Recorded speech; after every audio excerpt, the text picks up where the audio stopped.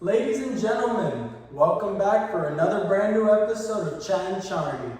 This week on episode 3, we have some returning guests that you guys will probably recognize if you've been keeping up, and will probably love at this point because I love them. There's some funny folks, they got some great insight. I do want to say, because I haven't opened any intros with it quite yet, but if you haven't been able to notice, the entire video is raw, unfiltered, and uncensored. No editing whatsoever, so we just let our hearts talk, and whatever comes of it, comes of it. But thank you all for sticking around. I'd like to start off by saying I've really liked how this whole thing is going.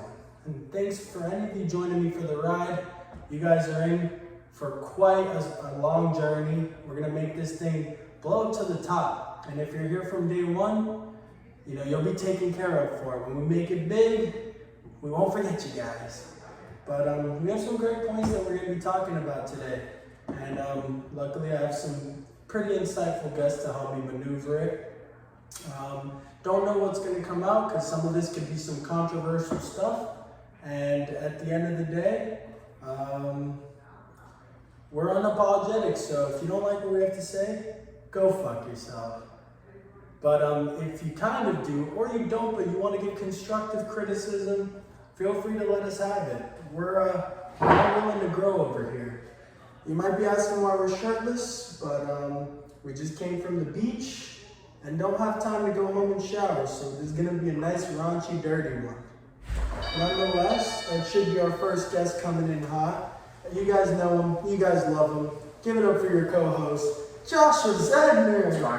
What's cracking, Pops? Oh yeah, it's good to be back. You know, Charn's really good, man. How you doing? Oh, can't complain. I'm here with my OG, my co-host, and I just explained to the people at home why we're shirtless. It's their lucky day, but nonetheless, nice shades, man. Thank you, bro. Appreciate it. I got it from my friend Noah Handy. Some of you may know him, but he's just left them at my boy's crib, and then I picked him up, and I'm waiting to return them to him. But you know what it is. You know what it is. You know what it is. Josh, did the CIA kill Navalny? What? You ever heard of this shit, man? I have. Do you know this guy Navalny that he's like this he was like a Russian before we explain that, give it up for your second guest. Fan favorite, returning yet again, my man, the one and only Alan Bloomstein, people. Woo! Not too safe. My mouth on the left is 2 feet too close. You guys realize now Marlene is dead in 2 seconds. I just watched Equalizer 3 2 nights ago. Oh, yeah, where he does the little countdown. He like tells them how long in seconds it's gonna take to kill everybody. And he just takes over. And then he's just like, boom, ruler through the arm, fucking pencil into eyeball, and then you into the fish tank with the electric eels, and they're just like, fucking crazy movie. To the viewers, we back, baby. Woo woo! As you guys can tell, Alan's voice is a little raspy. He's just overcoming an illness. Alan explaining how this ordeal happened. Yeah, how did this illness come about? How did this impairment to your voice come through?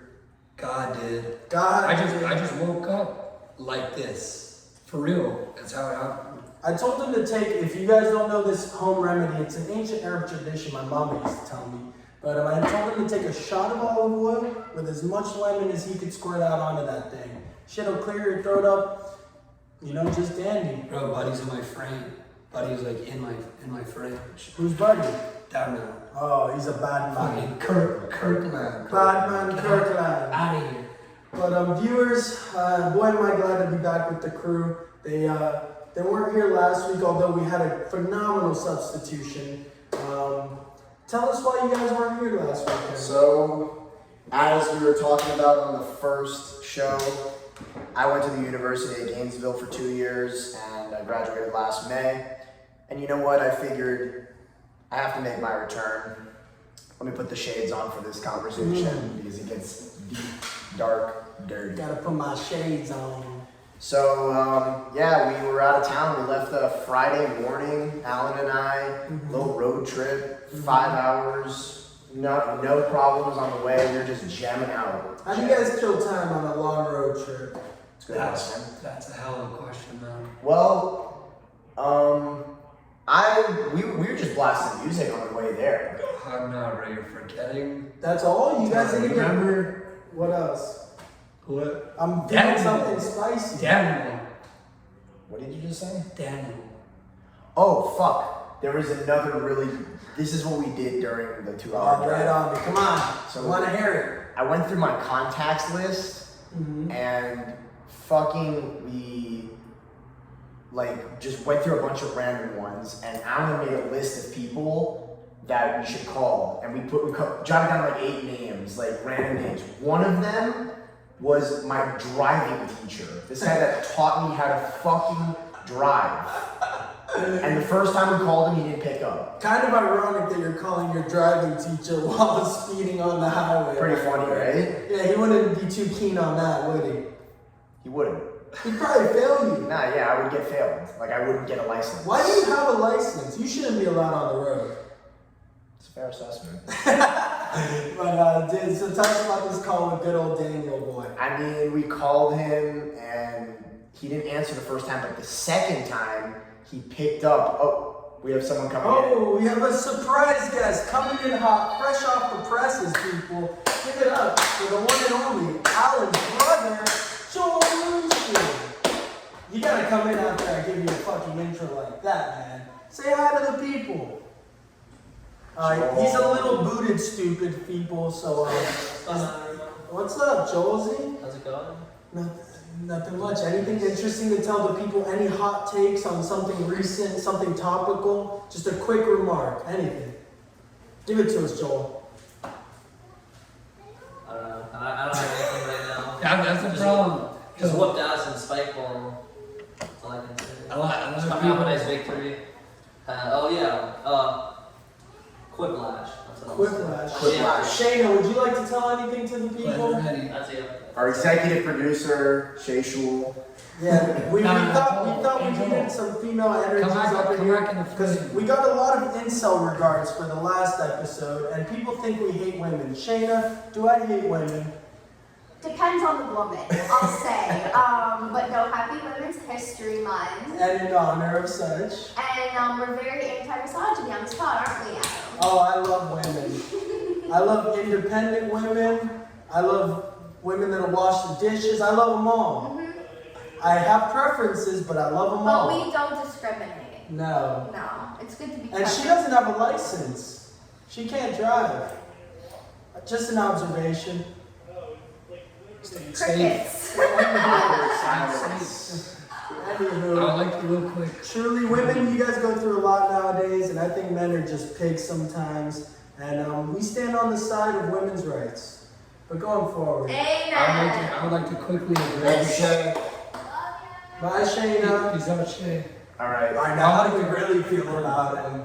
I'm joking. Come on. We love him. That was a joke, guys. We love People it. know I'm being satirical, man. Joel, you're gonna just go vibe over there? Yeah, I'll be in now. Thank you. All right, Thank you for thank coming you on. for We joining appreciate us. you popping If you in. have any hot takes or anything you'd like to get off your chest, Maybe more Joel in the future if you guys want it. hey, let us know. May come back in. We'll see what happens.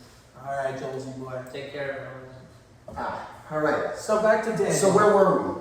Daniel Driving School. Didn't answer the call. Didn't answer the first call, but we went through all of our contacts. No answers. We got one from Matthew Zukowski, Gainesville local. World famous tennis player. Very good tennis player, solid athlete all around. If Alan can touch on Matthew Zukowski real quick before we move back to You Daniel. think he would score on Roger Federer? No fucking way. But anything to say about the lad? Absolutely. We used to play water basketball in Surfside. What's water basketball? It's like a hoop situated right outside the perimeter of a pool, and you're just playing basketball in the pool, so you can't dribble. But you try to score like normal basketball rules, and that's the game. We used to run it in Surfside.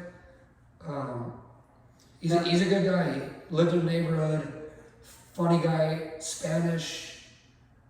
It's honestly a good guy. He's living a good life, I would say. Now, don't He's you got think a- water basketball is a bit of a childish activity? I feel like we're moving too far from the point. We're talking about water basketball, and we want to go back to the games. Let's go. It's gonna take a little bit to get through this story, so we gotta get through it. And we gotta circle it all the way back to the CIA assassinating.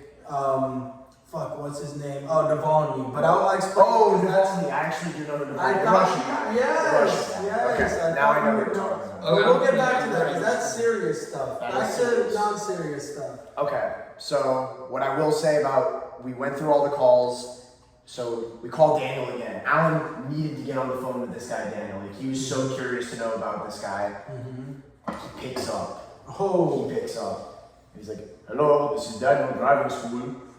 Fucking Alan goes on a huge spiel telling him all this shit about how amazing it is, how he we were so happy, the fact that all the teacher, he's a great teacher. He's a great driving teacher, this guy. Really?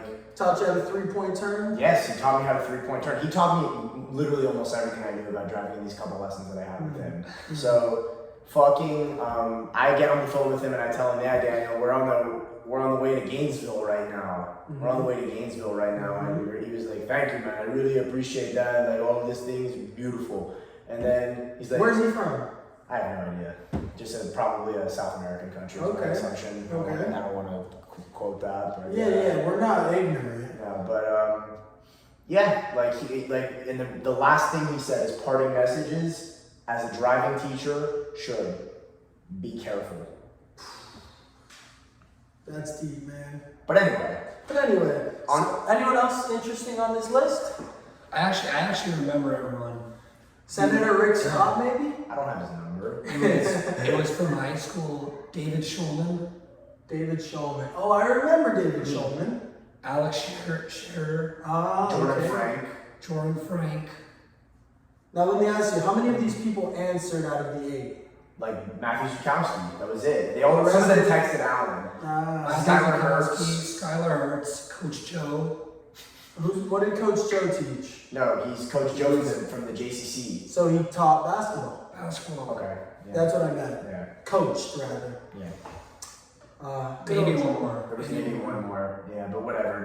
That's irrelevant. Anyway. Isn't that a sad thing, though? You could have, such a long time connection with someone from your past, and you grow distant for a little bit, but then you give them a nice ring, and they don't pick up, and it's like, damn, what is this person doing nowadays? I'm not gonna lie, that's how I feel with women. Really? It's hard to rekindle relationships with women. Very hard. And why do you think that is? Are people just do you think people are so involved in their current life that they don't really have the time for it? Or do you think it's something more like a laziness thing? They're oh, this is gonna be a lot of effort, all this catching up, I haven't seen this person in forever, I don't owe them anything. And they just take the road of less, what's it called? Road less traveled. Not road less traveled, but the path of least resistance, and just shrug it off. I just feel like it's kind of weird to see someone that you haven't talked to in a while from the other person's point of view. When a random person's calling you that you haven't seen in so long. You guys might recognize Mrs. Zedner from the first episode for about 5 minutes towards the end. He says hi. Okay. Anyway, back to the thing I was discussing. From their point of view, it's probably very strange for someone that you haven't talked to in a while to call you. And I understand that. I mean, you gotta, when I get that kind of phone call, I obviously am gonna take it because I'm a bigger person and I would love to hear what this person has to actually say to me, but. I'm just gonna say though, there's a beautiful opportunity to say, reconnecting, no matter how long it's been, is beautiful and a kind thing to do. Maybe if the other person feels awkward, it doesn't matter. At the end of the day, you're reaching out, trying to be friendly, and, rekindling a bond that you once had. It's a beautiful. And I think that's very nice. Yeah, that is. It's nice. Yeah, there was a girl that I was deeply in love with in high school. And I tried to. No, that's not name. I want to know. Let's not name drop. We'll lose it off later. I don't like I'm to kiss joking, and I'm tell. joking. She's got a I'm boyfriend. joking. She's got a boyfriend right now. I don't want to put him in a weird spot. If she was single, I'd say it, but she's probably happy. And who am I to rain on her parade? Although I think she's probably not and could be doing better with your boy. Nonetheless, Sure. If it is who I think it is, I agree. Yeah, the one dating Goofy N-word. Anyway, let's let's breeze through this Gainesville story. All I was gonna say on that is I also tried to rekindle and just reconnect on a basis of we've got all this history. I've got a lot going on right now. You probably have a lot going on right now, but let's stay in touch because if things work out with where I'm going, she's gonna freaking Be happy for be you. happy for me and At the very least. also kick herself in the leg I should have taken that phone call. Didn't go over well? We actually went on a date, funny enough. We got sushi at a little revolving sushi bar place, and I thought it went well. But Done, right? yeah, it's a cool spot, people. If you're We thinking went of there. taking a lovely lady out for a nice time, and you don't want to, you're willing to spend a bit of a buck, you should go. It's got all the sushi coming around on this big circular river on these little boats, and you just like grab it off the tray, and it's fun. It's like the ambiance. But I definitely think there's power in reestablishing old relationships, because like just because it's been forever doesn't mean you have to shut out that possibility. Like, you know, who knows what could happen? Maybe that's the man you're supposed to marry or the woman you're supposed to marry. And like, give it a shot, right? I agree. I couldn't agree more. That's a beautiful thing that you just said. I'm not gonna lie. But let's breeze through this Gainesville story. I don't want to keep our viewers on hold with the discussions that we're gonna have. We had a fucking fantastic weekend. Let's just say that. Fantastic Friday and Saturday. We got turned the fuck up. Gainesville is the home of the University of Florida. Something you don't know. I thought that weekend was so special. I'm in the middle of writing a journal about it. Oh my goodness. That's how special it was, people. I'm not even counting. I'm gonna go home after this and finish my journal. Wow. That may be a book one day. One day.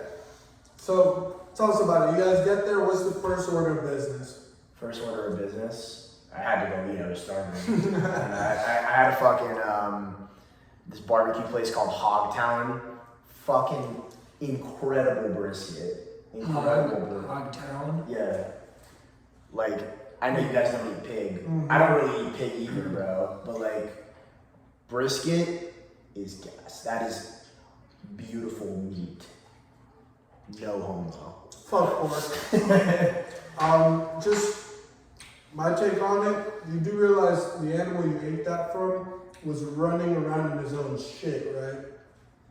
I do realize that, and I'm not proud of it. But that shit was fire. Your haram aside, what'd you do next? Tell me about some of the excavations. I mean, yeah, I went to go to the gymnastics match. Dude, I saw Libby Dunn in person. Libby Dunn has a crazy ass. Well, she lived in gymnastics, man. I mean, dude, those women, they dance, bro. Like, we dance at the club, but they dance. Like, they know how to dance, bro. Like, How would you like to dance with Dunn? I can't even say the things that I would do to Libby Dunn on air. All respect to Paul Skeens. There's children watching. Paul Skeens, you're a lucky fucking guy. Like, So Libby Dunn, the way you guys are saying her name, is she like known for gymnastics? Is she like? she's known for being like she's becoming famous from being an influencer. She's actually, I'm not gonna lie, I don't know what you guys think of her. Hot take, she sucks at gymnastics. She literally is only good at the bars. She's only good at the bars, the one where you fucking Where you twirl do the around loops and shit, yeah. all that shit. Bro, I didn't see her. I saw her do the floor exercise. Me and my boy Eli, which I mentioned last week, 2 weeks ago. Sorry. Well, we saw her fucking doing the floor exercise, practicing, even though she didn't do it. We walked in, my jaw dropped. My jaw dropped. I was like, I was starstruck. Honestly, starstruck. So is gymnastics, you think, the next step up for a girl that was a cheerleader in high school, or do they have cheerleading in college as well?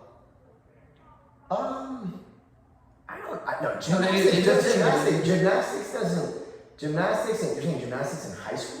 No, in college. Like if you were, because my ex-girlfriend was a cheerleader in high school, and you know, she was like 4'11", like, you know, tight fit, perfect for doing all them twirls. You're saying like is it the next step to doing You gymnastics? could be a Okay, cheerleader cheerleader. at the college level. Ah, There is cheerleading, yeah. There's for like the cheerleading. sports team. For the sport teams, exactly. They do some acrobatic shit. But do I'm not gonna lie. those cheerleaders, would you say a lot of it's based on actual cheerleading capabilities? Not that it's a real sport or anything, but, or is it more based on just looking sexy? I think it's a mixture. I think it's a mixture of both though. They some schools, no offense to all women, I love women, but they do pick like there's some dud schools, like let's be honest, with some Schools where the like, there's cheerleaders some have dud a great, schools, like where the cheerleaders have a great personality. exactly, perfect way to put it.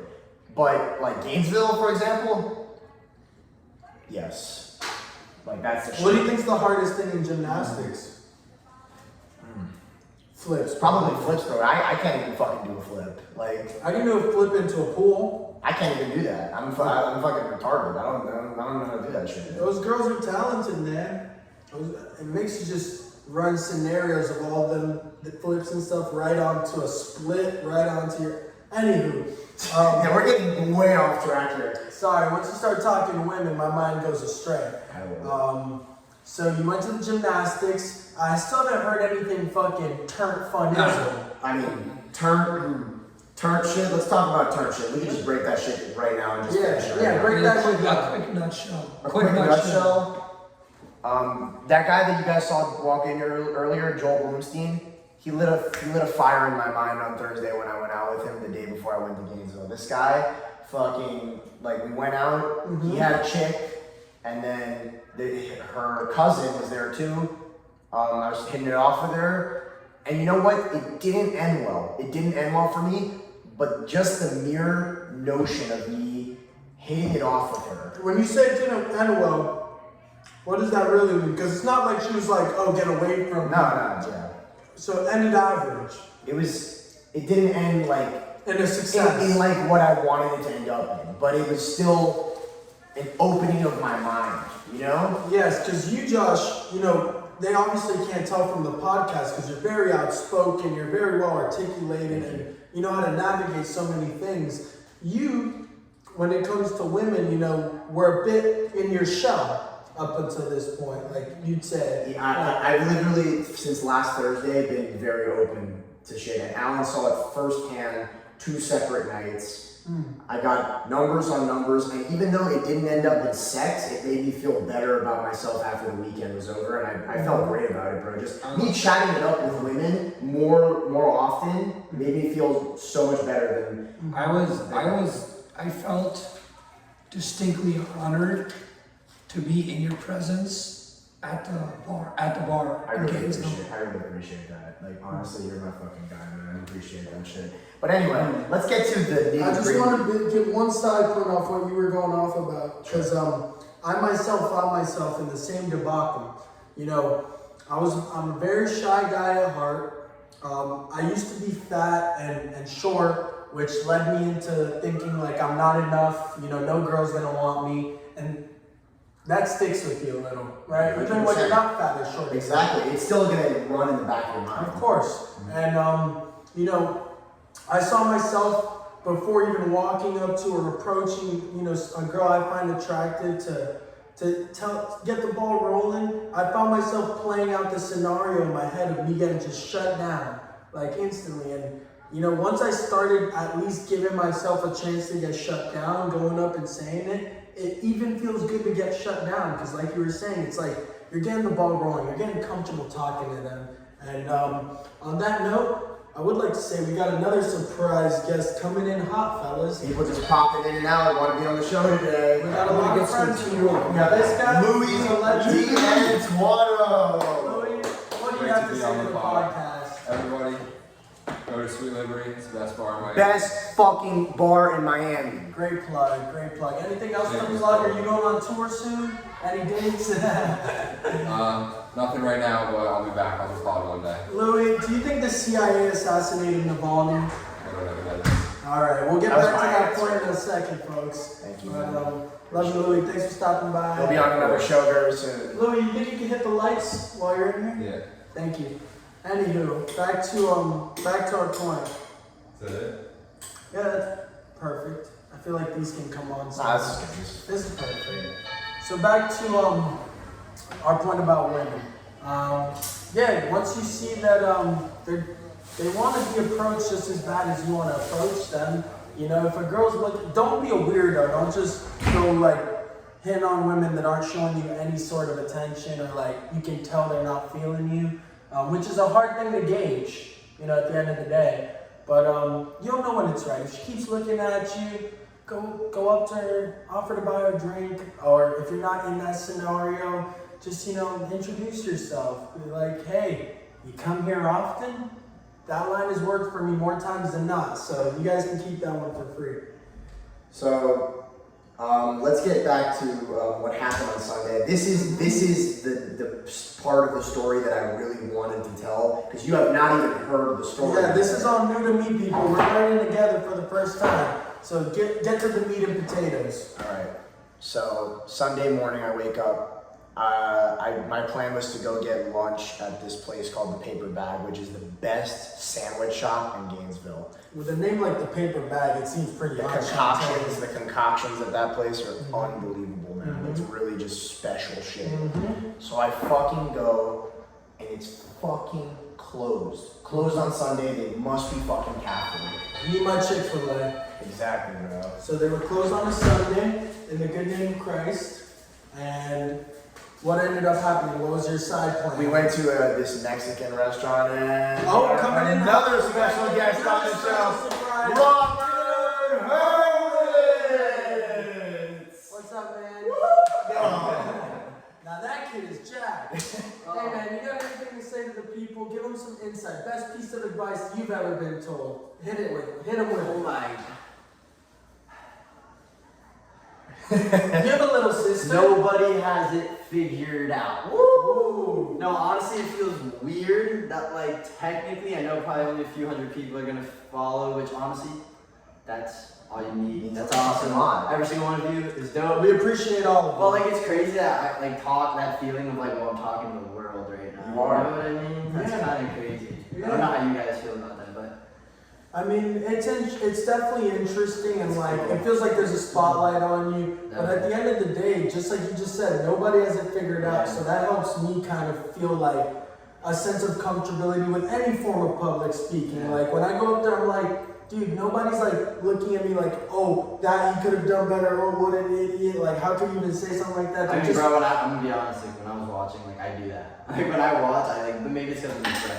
Maybe, You know what I mean? Maybe. But like it's just like also that feeling of being like oh, like unfiltered, and like, do I need to like watch everything I say? Like kind of like what you were just saying. Like honestly, exactly what you were just saying. But I do feel like people do actually like judge and think. And I think most people are like, but I think good people, intentions have a good heart. exactly. I think I was gonna get to intentions. I think people, we don't give them enough credit for how much they can gauge intention. Like I know, I can speak for us four. We're good-hearted people that like, you know, want to just do good in the world. Don't wish evil upon anybody. You know, we don't have hate in our heart. So like, if I say something trying to be funny or like trying to be witty that could come off hateful, I don't feel like scared because like anyone can vouch for me and I can vouch for myself. Like, dude, there's no evil in my heart. Well, y'all have fun with it. I'm definitely gonna make more of a present. Bro, we need a full show with Robert Hurwitz. This guy has so much that he can fucking talk You about. guys be sure to let him have it on the Instagrams and on the comments. See you soon, Bobby. See you, brother. All right. So, We're about to get into this. We're getting into the story of the disastrous 4-hour stint in Gainesville on Sunday. This was Give it to us. crazy, absolute shit hitting the fan to the biggest extreme I've ever seen in my life. So we talked about the paper bag incidents. We go to this place called La Tienda, another great establishment, local joint, Mexican food, real good shit. We order the food. I get chips and queso within 2 minutes of me fucking sitting down. Me and my boys that are eating there, we wait 45. Sorry, my boys and I are these lights come on. Keep resident going. corrector. Keep going. 45 minutes. It's fucking a chimichanga, a quesadilla, and a burrito. How complicated is it, man? I know what, bro, I know how to turn them on. You flip the switch. Like on that thing. Okay. Bro, how complicated is it to get this shit out? And there was by the way, I figured, I'm not gonna lie, I love all kinds of people, I love all nationalities. We were the only white people sitting in the fucking restaurant. There had to be some kind of reverse racism going on in there. I'm standing on it. And reverse racism is still racism. Anyway. You get what I mean by that, right? I do. Like when, a minority's like, goddamn white people so entitled. That's still racism. It's true. But, go on. We get our food, it does smack, that's all that matters, the food fucking smacked. Mm-hmm. So, We were supposed to leave at, you told me 2 o'clock. it got We delayed picked by an me hour up and a half. at 3:20, 3:30. 3:30. So that shit got pushed back because of how long the food took. Already a subpar start to the day at that point. So I go get my car from my brother's garage. And there was already issues with it when I dropped it off on Friday, and it went away all of a sudden on Friday. Then I fucking get back in my car, and a bunch of lights are on in my car.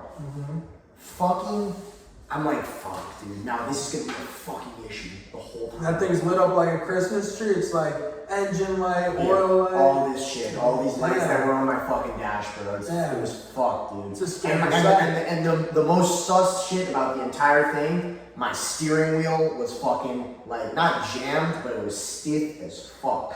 Stiff as a rock. I could turn it, but that shit The was power steering was off. that's what was said by many people that I told the story to, but it was something different. I don't know if you remember the term. It wasn't lubricated? There was some wheel sensor. Wheel sensor. Okay. So something like an electronically thing. That's the thing with a lot of these new cars.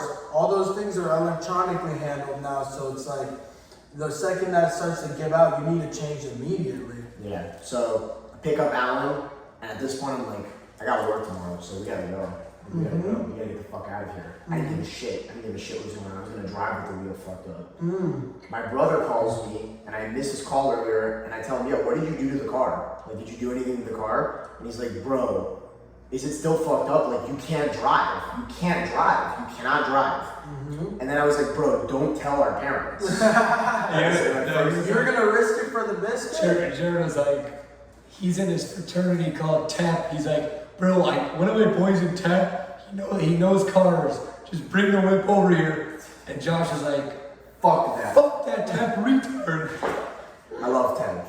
Fucking, I do. This is You can't bullshit. trust a fucking frat dude to get a new car, bro. No, I love Ted, but no. It was in the moment of frustration. Frustrated. So, a couple minutes passed.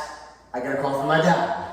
Then shit started getting serious. We were already thinking about pulling over the car in a gas station just to check out what was wrong with it. And my dad was on the phone with me. We pull it over. We check around the car. Nothing seems to be wrong. Nothing seems to be wrong. We're confused. We're confused. All the lights are on. So we end up just chilling there for a little bit. And then Alan makes a call to Mercedes. We got to take the car. We had to. It was 4 o'clock. Closed at 5. Oh, you guys had to zoom on over ASAP. We had to zoom You're on still over. in the Gainesville area, though, Yeah, right? we were about to get on the highway. Literally about to get on the highway. It was almost a disaster. Could have been a fucking disaster. But we switch up, whatever. We fucking call this guy Nelson. He picked up the phone and he scheduled an appointment, whatever. I'm gonna mention Nelson again in a little bit, so get ready for Nelson. Did he scam you out of $7,000? It's a little bit weirder than that, I would say. Okay. So yeah, whatever. I'm distraught. I'm distraught. Alan saw me. You were pretty frustrated. low spirited in a moment. I was frustrated out of my mind. I mean, car problems are some of the worst out there, and they get you Mind. infuriated. I was frustrated, man. It was fucked, bro, because I had to go to work tomorrow. I texted my boss, luckily she was all cool with it. All good. Whatever. Fucking, I'm standing outside, I'm just I couldn't even drive. I couldn't even drive, I was so pissed. I get a call from Jared, my brother, and he fucking tells me, he's like, bro, like, you gotta take it to the dealership. I go ape shit on him. I fucking go ape shit on him. Like, fuck you fucking piece of shit, fucking asshole, fuck you, all this shit. I'm going nuts on this kid. Fucking nuts. No issue though with him at all. It was just me being fucking angry. So we ended up, it was, what is it, like 4:30 at this point? We had to fucking book it to the Mercedes. Now that's a good life lesson before you move on. Most of the time, if someone's unjustifiably angry at you people, take a second to step back, realize it's probably not you, and it's all those things stressing them out in their current life being inflicted upon you, for lack of better words. What was the word I was looking for? Projected? Yeah. Something like that. Projected, that's a good one. Yeah. Go on. But anyway, yeah, I got back in my car and we started driving the Mercedes, and I was like, man, this was such a good fucking weekend. Why did this have to fuck up the whole thing? Which it really fucking did. Because you know why? The people that we were staying with took us back with fucking open arms. They were happy as fuck that we were coming back. Alan was trying to cheer me up in the car, do all this shit. I was just like low tone, driving my fucking fucked up wheel. Like fucking like. Give yourself more credit, man. Things get hard when, like, you know, it feels like nothing's going your way and like you shut down. And you know, I found myself in that very situation, but it's like you said, you gotta be appreciative for what is going on. Like, you know, them taking you back in open arms, and you know, you having your buddy Alan to be there with you through the whole thing. Because imagine you're by yourself on the highway and that's happening, like, and you're in the middle of nowhere. Listen, you know, it could have been worse. Alan could have went with cousin Samuel back home at 10 in the morning. Could have seen manatees. But through thick and thin, this kid stayed with me even through everything, and he was with me the whole journey. And that felt like, it made me feel secure. It made me feel very secure. Isn't that beautiful, people? You two should kiss. Appreciate it. I'm touched. Of course. Alan, what were you thinking through this whole fiasco? At first, we both thought we were gonna drive back to Miami, but soon it dawned that we weren't, and then I was just, let me try to uplift my boy and make the most out of this, like, make this memorable, and I think in retrospect, now it is memorable. So I'm gonna just finish the story by saying we ended up going to the dealership. We see some guy walking out of the dealership, and we're like, Alan's like, are you Nelson? And he looks at Alan like he's nuts. He's nuts. He's like, no, like not Anthony or some shit like that. And we're like, that was weird. Like, he directs us where to fill out the paperwork and everything, where to park our car. And then another guy who's closing up the shop comes by, and Alan's like, oh, are you Nelson? He's like, who's Nelson? We were like, what? We were like, who is this guy? Where are we? Who is this guy? Who is this guy? Who is this Nelson person? We thought, Alan, tell me who you thought picked up the phone at the dealership. Like, tell me what your theory was. I don't remember. You said it was like some kid with his mom that went and was just prank calling Oh, people. that's funny. Like, his mom works the phone there, and she's like looking away, and he answers, he's like, yeah, just look for Nelson. All this bullshit. But Nelson actually turned out to be a real person because A full-ass old man? The appointment was set up, it was fine. He even asked the Uber driver, you're picking up Nelson? And another guy that had no idea who Nelson was. Nelson doesn't even really work there, dog. Dude, who is this guy? I still need to know who he is. That's like the alias they give over the phone whenever like customers are like, hey, I was there today and I took my car in for a brake change, but then on the drive home the brake popped right off and I spun out into an In-N-Out. Who the fuck helped me out today? And they're like, it was Nelson. And then they hang up, and like Nelson's just this facade alias that they put all the blame on. What were you gonna say, Alan? I was gonna say probably the funniest moment for me was at the Mercedes-Benz dealership. You were still in the dumps, sitting on the grass, and we were waiting for our ride. Oh my god! And you were just like this, and you started looking around, and you were like, after like a long silence, you were like, bro, I just gotta know, who the fuck is Nelson? And I started dying. And that sounds like a funny ass little situation. So tell me how you decompressed all this afterwards. So you know what I said to myself that night? Right after I got back to my boy's crib, bro. This all happened for a fucking reason. Ding, ding, ding. It all happened for a reason. Like we had to stay one more night. And you know what? What came of us staying one more night?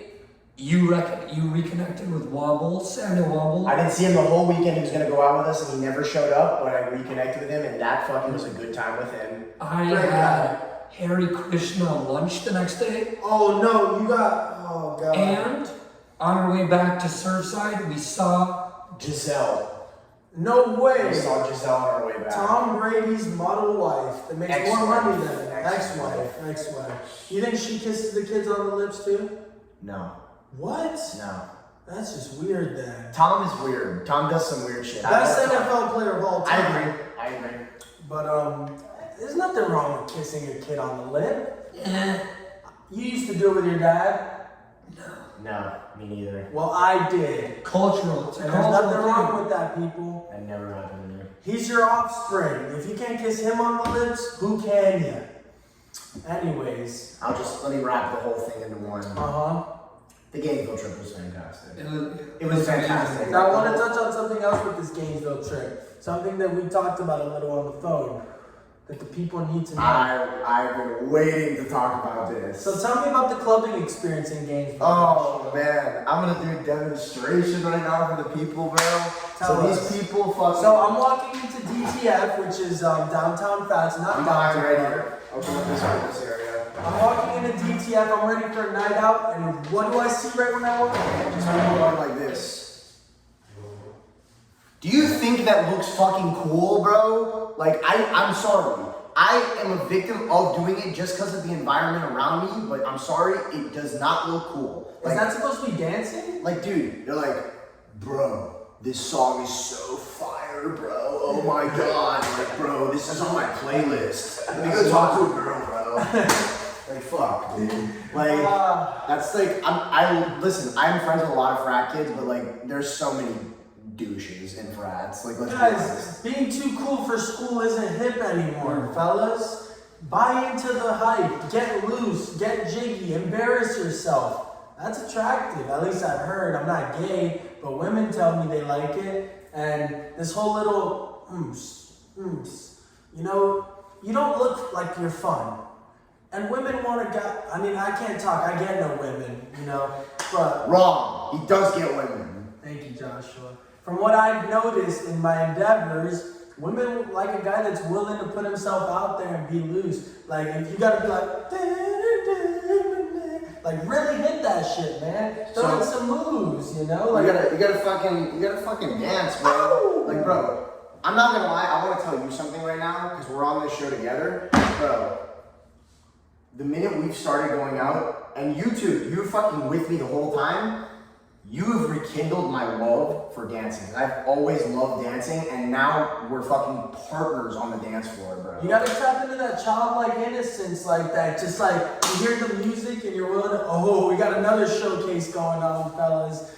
Hold on. Can we get a song right now? Can we get a banger? Like, let's get some, like, Alright, we're on the dance floor or some shit like that. Here, let me cue up something. Give us Dance real quick. like just a little, like, you guys are about to get right now, Alan and I at Sweet Liberty on a Saturday, or any fucking place in Miami, literally any place. Oh, what? It's fine. Oh, this is the one. This is the perfect song.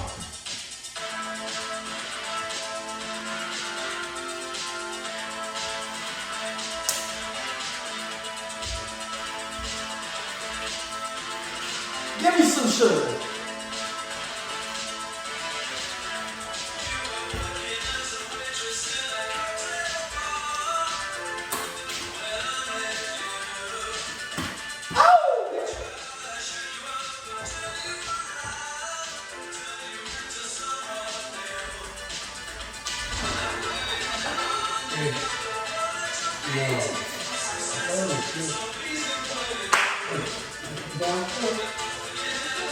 Thank you.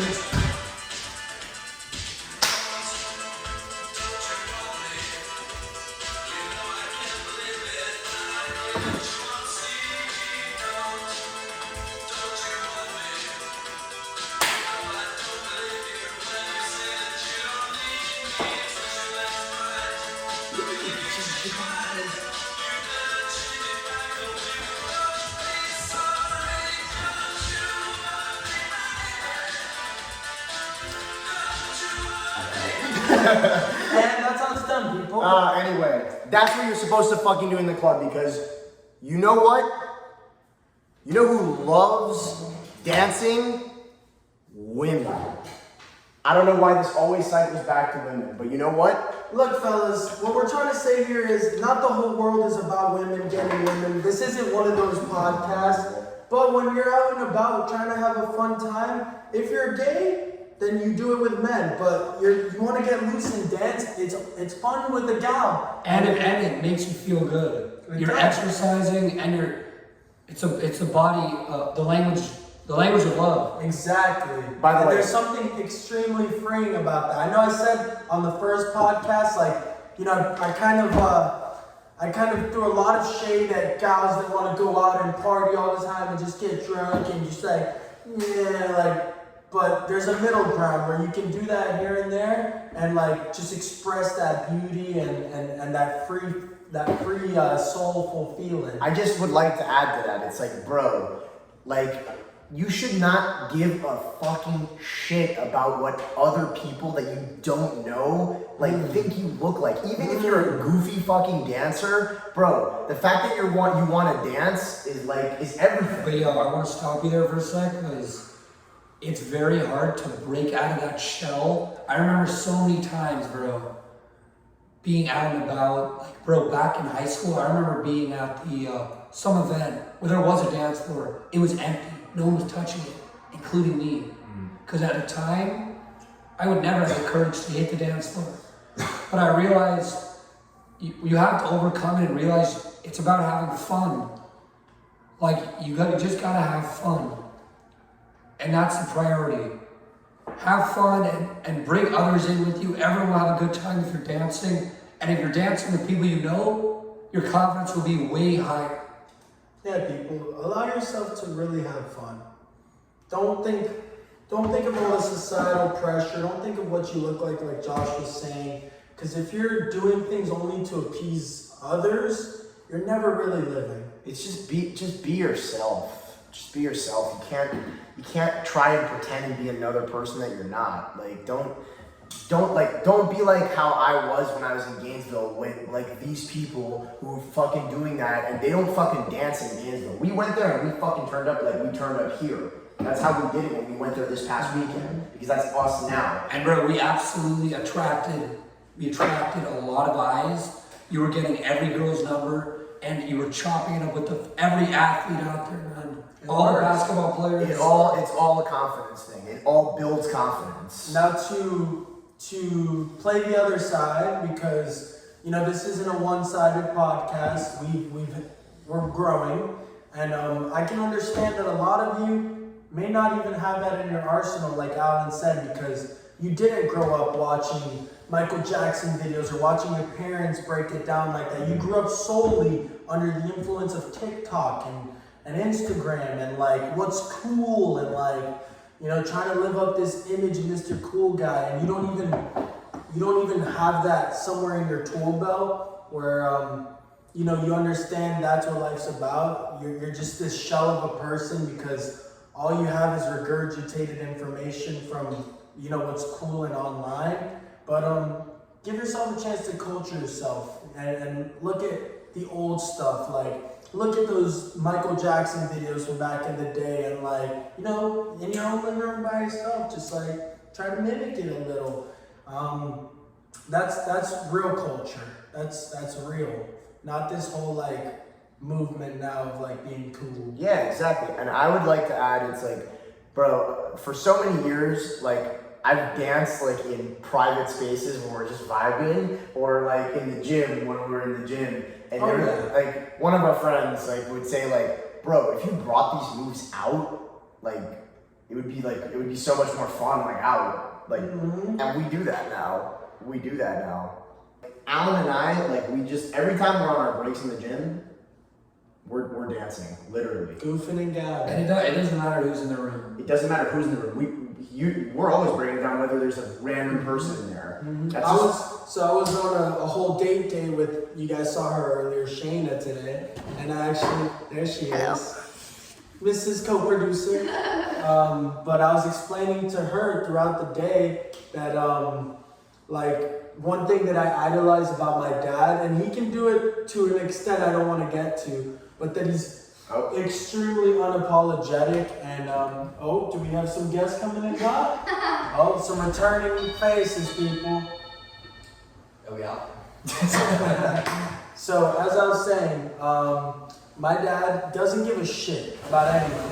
Like, no matter where we are, we could be in the waiting room for the DMV with 70 people around us, all trying to get something done, and he's just sitting there bare, like, slides with no socks on, putting his bare foot up on the chair, watching something, playing it out loud, like on YouTube. He does not give a shit about what anyone's gonna think around him, like what their concerns are. He's there to get something done, or he wants to do something in that moment that like will make him feel better. He's just gonna do it. Like if he needs to ask a guy about something, like he's just gonna walk up to him and ask him. There's no hesitation. He's super unapologetic. And it could be an Arab thing. Like he just doesn't give a fuck. He's on the phone like someone's trying to give him a whole spiel. He's like, look, I get you gotta do this, it's your job, but bottom line, what's it gonna be? He doesn't care how he puts himself off to the world. And that could be a dangerous thing too, because you could just be an asshole. Yeah. But You know when the real magic happens? When a very unapologetic guy like your dad meets someone just like him. That's my mom. Magic. That's my mom. She's the same way. Like she doesn't give a fuck how she's perceived. She's super polite and friendly, but because that's who she is internally, not because she's trying to show that to seem good in society. She just has a good heart. You know those people that are like just polite because they know in that moment it's the right thing to do, but deep down inside, they don't give a shit about manners. They're not a nice, polite person. They just think that's what they have to be in that moment. And like basically what I'm saying is like don't give a shit. And once you truly feel that freedom to be and act as you are, you know, life's gonna revolve around you. People are gonna see that and be like, damn, I wish I could be more myself like that. Like how Alan just lays out flat on the sand on the beach because he knows that feels good, but it might look weird to other people. And like he's like rolling around in it, almost like a puppy dog. But it feels nice, doesn't it? It does. And like looking at that from afar, you might be like, oh, that's kind of weird. But it makes him feel good, so he's gonna do it. And I think in that sense to other things, other ideas, it should be applied, is what I'm saying here. But yeah, that will close the talk on dancing, Gainesville. We're done with that. Let's get deep into the nitty-gritty, Charns. What do we got today on this show? Some serious stuff that's recent and in the news nowadays. This is what I had asked a few folks, but nobody knew what I was talking about. Did the CIA kill Navalny? That's his name, right? Yes, Navalny. So, Charles, can you break down to our viewers who is Navalny? So, as many of you know, the current president / fascist leader regime supreme is Vladimir Putin of Russia. And, you know, he's been the leader there for a good 20, almost 30 years now. And of course, he's had opposition over the years. And what he's known for doing is taking out the opposition. Because that's how they operate over there in Russia, you know? It's an old school game. You know, here, our corruption is more hidden. You know, they just don't allow you a route to become president. They don't just take you out in broad day. But over there, they keep it old school, which is nice. It's kind of like fucking, you know, it's more normal. I don't like that behind the scenes Illuminati corruption. Put it in my face. Exactly. If I know be straight up with that shit. Yeah, be straight up. Oh, you killed your political opponent? Fucking badass, dude. But this Navalny guy, he was basically someone who had gained a lot of popularity recently, at least over here. In Russia, he's not too popular, people. And if you know who I'm talking about, then you've been fed a lie otherwise, because all the news will tell you he was this big opposition to Putin, and he was this guy that basically was exposing the fallacies in communism. Like, everyone's kind of in Russia in the same place economically. Like, you know, most of them have housing, enough to get food, and like, that's what communism is. You know, nobody's rich, but the oligarchs and Putin, they're loaded. They have all the country's money. So this guy would basically like fly drones over rich Russian oligarchs' mansions and be like, oh, look what they have. Like, look at these hypocrites. And he was getting some traction over here. Fun fact, he used to be super anti-gay and Jew. Like, he was anti-Semite, like fucking homophobe. Wow. And suddenly, out of nowhere, he changed his tune. You know, once the U.S. started telling him, like, oh, we're going to clout you up to, like, be this opposition to Putin. Essentially, America's goal is to westernize Russia. And he was their puppet. Even though he didn't have the most progressive ideals to start with, America kind of made him, you know, shut his trap on that stuff so that Putin would have some opposition. And, you know, a few years ago, he got locked up in a Russian jail for, like, you know, like spying on the rich and all this stuff, because that is illegal. And he wasn't a threat. What America's trying to say is, because he just died of tuberculosis. Yeah, that's kind of random. Yeah, although tuberculosis is quite common in a Russian prison, believe it or not. But he died mysteriously, and everyone's saying, oh, Putin killed him. He was pointing out the hypocrisy in the Russian regime, all this. However, he wasn't a threat at all, really. He was just some guy that didn't have much support from local Russian people. Like, the Russian people like Putin. Right. Like, any Russian I've ever met from there, they tell me, like, the people support Putin. He brought the country back after the fall of the Soviet Union to a place of functionality.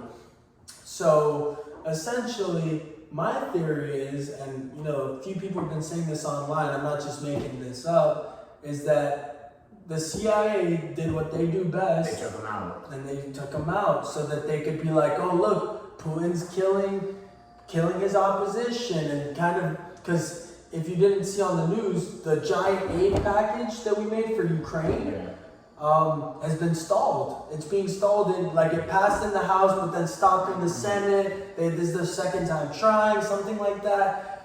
You know, you guys should probably fact check this, because I'm not a fucking historian. But for the most part, it's something like that. And my idea is the CIA did what they do best. Mingle in affairs of other countries, blame it on them, and then get backing from America and all the other NATO countries to be like, look, Putin's this big bad guy we told you he was, and, you know, push the aid package through. When I talked about it on the last episode, all it really is them trying to enrich themselves further. So that's why I think the CIA killed him, man. It would be the most plausible thing, because Putin's not going to kill him. He just did an interview with Tucker Carlson. You know, he's kind of in a point of trying to show his good side. He's like, look, I am not the big bad wolf Americans say I am, you know? And I don't know where this guy mysteriously gets deleted. And it's a great thing to bring it back to Putin being a piece of shit. So, you know, there's a lot of motive for them to do it. Okay, so, I mean, look, I don't honestly follow politics like as much as the normal American citizen does, but, or not just politics, this whole CIA government shit, I don't follow it as much as a normal person should, but, like, to me, it is suspect that this guy would just, like, all of a sudden, he's like not really a threat, and he all of a sudden gets KO, done, like he's done, he's out. Like that just sounds sus to me. I mean, it sounds like it could be, I'm not really a conspiracy theorist either, but yes, the CIA has been very suspect for many years with all the Yeah. underground activities they've been. Yeah, it wouldn't be the first time. I mean, have you heard the stories of what they did back in Nicaragua? I know of it. Yes. Yeah, they made a movie on it. Matthew McConaughey. Fucking, basically, they funded the militia that was rising against the current power there. They brought them weapons. They bought coke off them to resell it here. So they were making money off it too. But then they were able to put someone in power there that they kind of had in their back pocket. So now they own Nicaragua. And so on and so forth. They've done the same thing with countless countries. Look, America has for years. I'm gonna shift that a little bit into the sus shit that America has known. Mm-hmm. Area 51.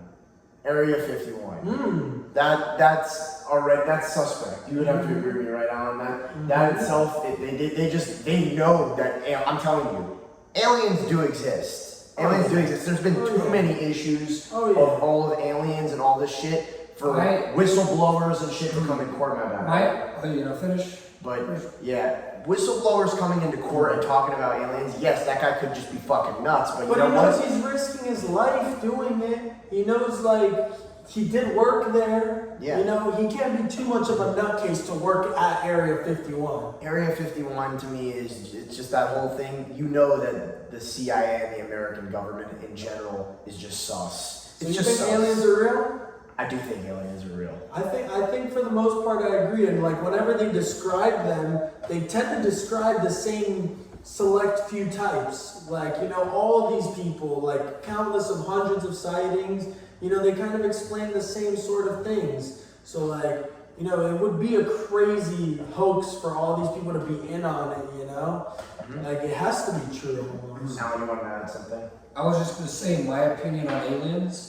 I certainly believe in aliens, but not aliens as I think you guys imagine. Like, I don't You picture mean Mexicans? Oh, come on. I don't picture aliens to be like a creature from another planet that's way smarter than us. I think there's life forms on other planets, but not necessarily smarter than us. Like, I don't picture them in like freaking, what do you call them? Like flying saucers that are like UFOs. super high technology. That's not how I picture them. Okay. Well, let me ask you, the ones you do believe in, do you believe that they've made contact with us? Do you believe that they've been here? To Earth. No. Because you stumped me. I was gonna say if you believe that, then they obviously would have superior technology to us. Because we can't do that. Right. So, but No, I don't. so you don't believe, you believe because of the vast infinite universe that there's almost no chance there isn't something else like Extraterrestrial beings. Yes. Definitely. some microbe somewhere on Mars in the water or something. You I don't- think life forms actually. Like, I Oh, think like walkable, like actual, like. I don't know what they are. Probably many different forms, like aquatic. But why do you think they haven't been here? Because they're just living on their planet. Just like we can't get there. But we're trying to, We can't. and we're slowly making strides. I mean, 100 years ago, we couldn't leave the atmosphere. 60 years ago, we went to the moon. And, you know, if based on just that raw progression that we've made, if there's any life forms out there that have been alive as long as us or longer, they would have probably thought to make the same progressions, you don't think? If they were as sophisticated as us. But you don't think it could be a possibility that there was life forms on another planet before there were life forms on this one? Surely it's possible, yeah. But then if that's true, and evolution worked the way it did for us, you don't think that would apply there, where like they were a life form first, then they became ones with opposable thumbs, then they became ones that could think and create like humans can? I personally don't fully understand evolution. I would love to have like a professor of evolution from like, maybe we could get one from like FIU or something. To actually break it down. Come on here and talk about how do we get the human like we have today? Could be an interesting guess. That'd be dumb interesting. Very interesting guess. But the thing that honestly scares the shit out of me with aliens being a possibility What? is that you don't even know that they could be living among us. Oof. That's the scary shit. I could be an alien. Any of us could be fucking aliens. You'll never know. That's true. Any of us could be fucking aliens. They could be shapeshifty like. They could do anything. Exactly. That's like very like Marvel, you know, like scrolls and shit. Those are aliens. Like that kind of like brings the fear to me, but like that doesn't seem real. But you never fucking know. You just don't know. The government could be covering up so fucking much. That's what I would say. Now, the reason I know it's gonna sound generic as hell and like every podcast you've watched ever, but like I'm stumped when it comes to things like the pyramids and Easter Island and all these superficial, Like weird old like, things. wonders like, of the world yes. that like they can't even explain today with the technology we have available. We have cars that drive themselves, and we could barely make Easter Island align the way it does with like, you know how it's like aligned with like the moon and the stars somehow that on the same day every year like line up somehow. I forgot what it was, but I remember reading something like that. Like it's a calendar in a way. Like, and that stuff blows my fucking mind. Because I think of Mesopotamia, the shit they teach us in history class, where these people were hunter-gatherers, irrigation systems. It's like they were crafty, they were witty, but they weren't that fucking smart to make the pyramids. You're saying like people. Like people. Exactly. Like you think it's something of like that's not of this planet. Yes. Well, I would say there are things throughout history in the past that humanity has done that looks like, wow, no way. That's like unfathomable. For example, the beautiful like cathedrals. Okay. Like that architecture, we don't see it today. You're right, but here's the difference. None of those cathedrals without maintenance could survive 500, 1,000 years. They wouldn't. And the pyramids, they date them, you know, it's debated about, but the earliest datings are in the BC. And they're still not only perfectly aligned, but the stones are in great condition. And you know, if you look at it, it's all perfectly symmetrical. Every cut in these 10,000-pound stones that like we would need like crazy laser fire fusion to be able to cut through. They're perfectly cut, symmetrical all the way around. It's like, it's crazy geometry, it's crazy architecture, and they find that none of those stones are even in that general vicinity. They had to bring them from thousands of miles in Central Africa. They didn't have planes. No. How did they bring them? That's what I'm saying. Either probably wildlife or like slaves. I mean, those are built by slaves. That's the running theory. That's Or the at running least theory. history says. But I'm pretty sure I looked it up. One of those stones alone is like 10,000 pounds. Do you know how many slaves it would take to lift 10,000 pounds? That's a lot. Probably Like an hella. insane amount. It's like that. Like it's something that doesn't even make sense. The number probably. What I think, I've heard this many times before from podcasts, just reading shit.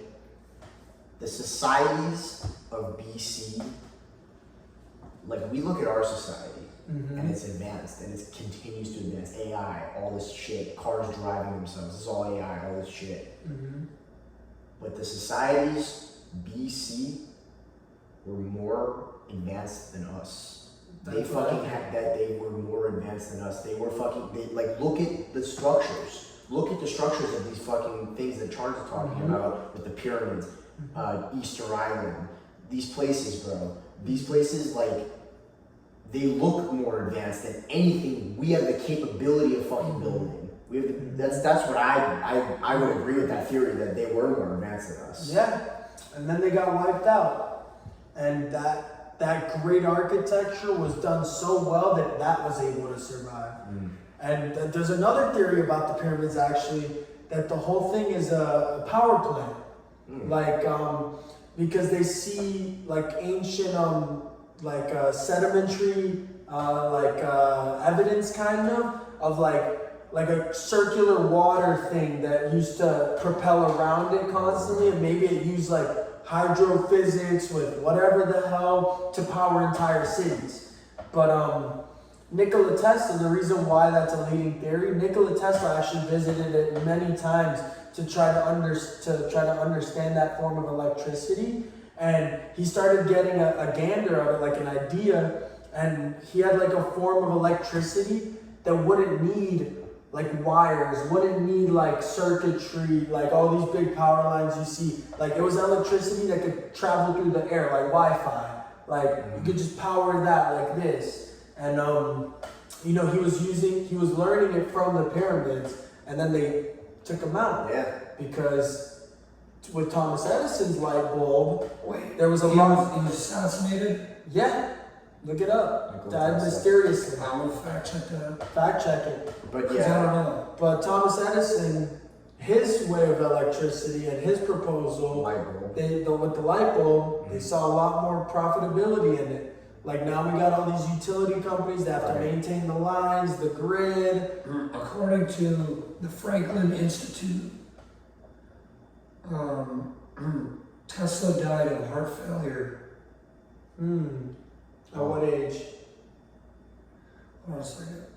Heart failure's a sketchy one. We're onto something here. Maybe cyanide poisoning gives you heart failure. That could be true. It doesn't have a lot of details probably. It could be it's very suspect. It's suspect. It is very suspect. But back to Yeah, back to reality. We went off on a bit of conspiracy. I think that was a good tangent. That was a great tangent. No, and I'm sure a lot of you can resonate with that. All it says is Tesla died of heart failure, a forgotten man, on January 7, 1943, the Orthodox Christmas day of the year. Right, forgotten man, because Agents from the FBI immediately removed the papers from Tesla's safe, FBI. citing wartime security concerns.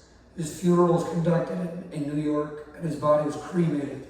Oh, so like That does sound a little sketchy. body was cremated, so they may not have even killed him. They could have maybe even faked his death, locked him up in some prison, picked his brain for all the secrets, and kept it for themselves, and like now applied that electricity innovation to their fucking weapons and shit. Listen, I don't know if it goes as deep as that, but that shit that says just forgotten man, because they don't want to remember him. They want to remember Edison for his innovation. They want to remember Edison for his innovation, and the fact that the FBI removed all of his documents, that right there, that sentence right there is suspect. Come on, And people. I will say, the fact check was no doubt or disrespect. No, It's don't like, worry.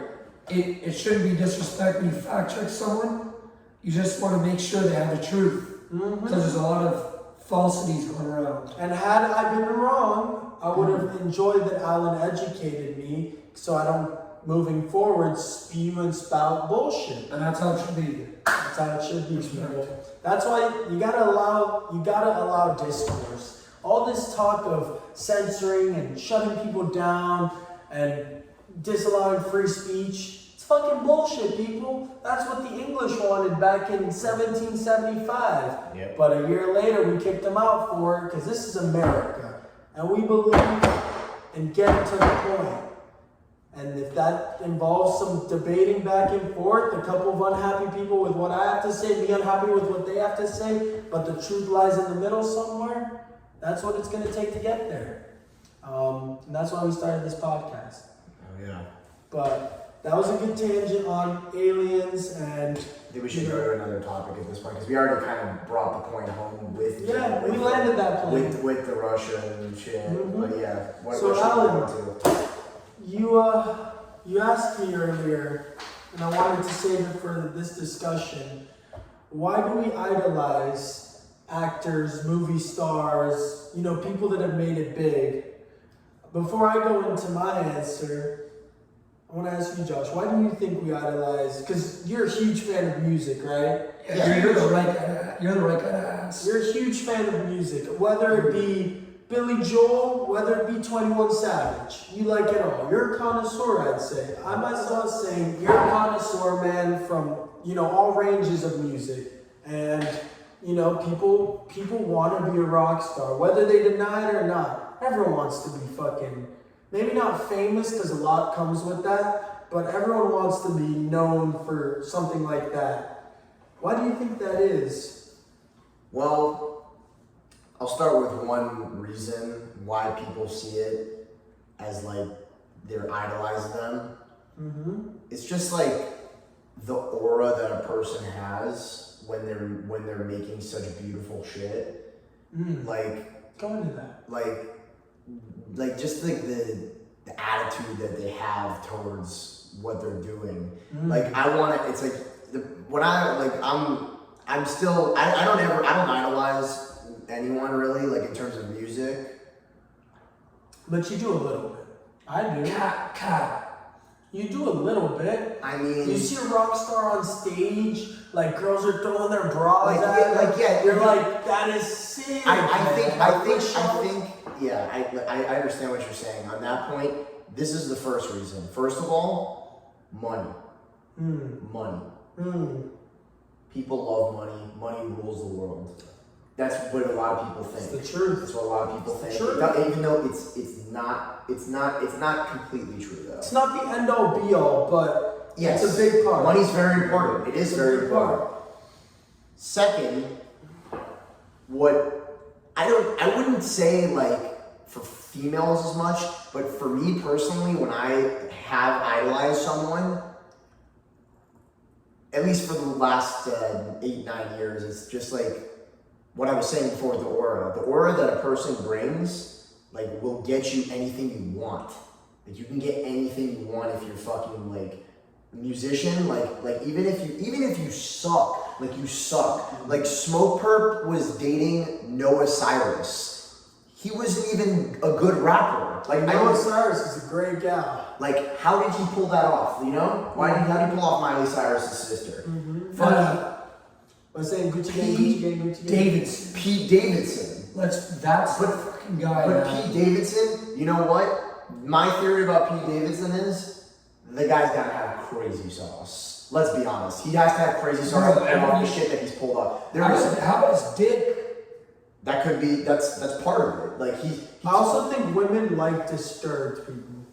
You think he's a disturbed guy? Like every girl wants to be a therapist at the end of the day. Like in a way, with their like man, they want a guy who seems like there's stuff he thinks about that he doesn't share with anybody, and like he's disturbed, and he only opens that up to them ever. You ever seen the movie The King of Staten Island? I have. Seen that movie? That actually kind of tells his story. Like his dad passed away in the 9/11. Yeah, he was a firefighter. Right? He died in the 9/11 thing. God bless his His whole life is like kind of like does a deep dive into Pete Davidson's life of like kind of like how it is, like, you know, like really, it's not really like that because he's famous and he's an actor, but like if he was a normal guy like he is in the movie, he's a normal guy in the movie.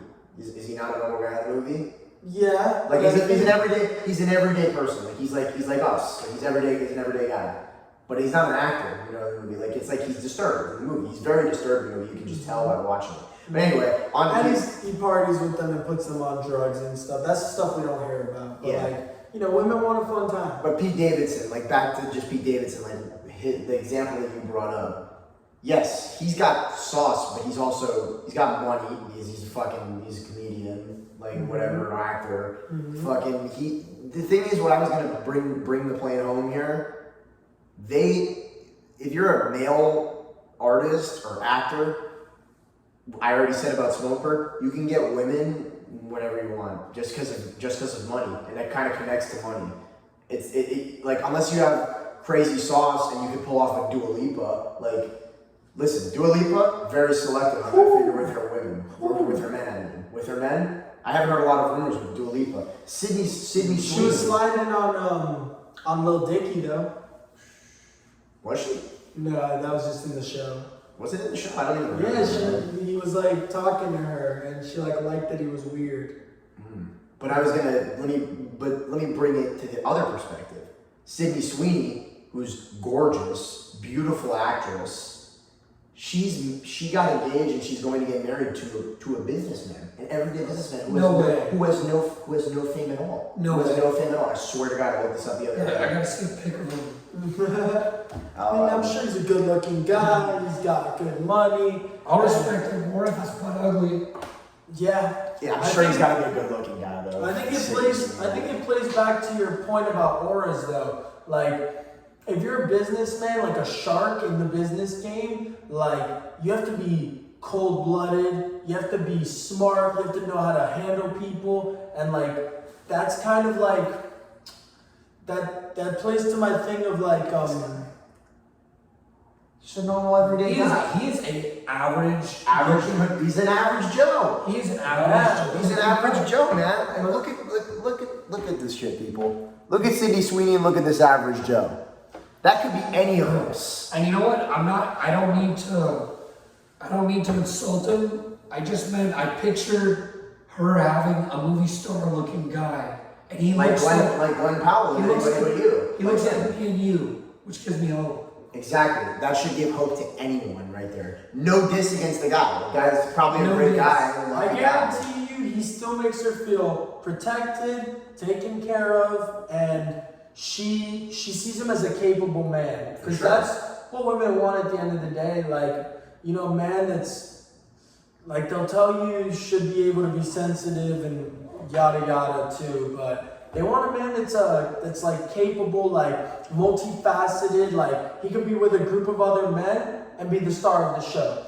Like he can butt in on any type of conversation, a jack of all trades, so be it. Like a man who's versatile, who's capable, because like they need to admire their man, or else they'll never be like deeply in love with you if they think you're like a wimp or a chump or like you can't handle your own. Like, no girl wants to, like, be your babysitter.